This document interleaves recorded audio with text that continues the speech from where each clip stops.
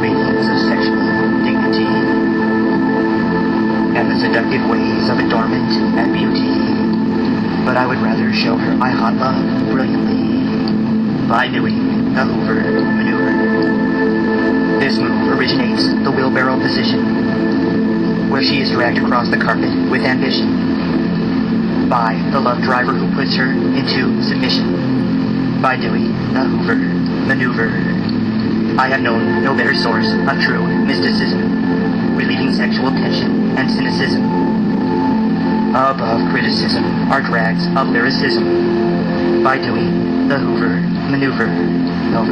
I find that my aggressive love is encircling, being dragged across the uncreative carpeting, as her body is sparkling while her skin is darkening. By doing the Hoover Maneuver, there are no unworthy stagnant rules, fortunately, that prevents the drag of merriment, mercilessly, with the submissive body used proportionately.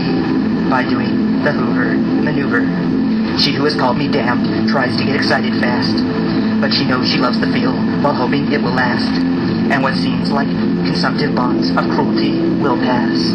By doing the Hoover Maneuver, I utter my battle cry to fulfill her sex goal, where no angel wings were meant to be bound, eternal, for deep passion is to be known, burning, external.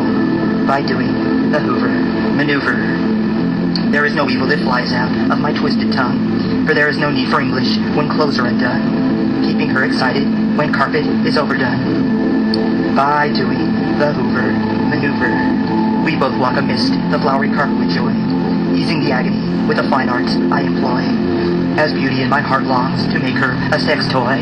By doing the Hoover Maneuver,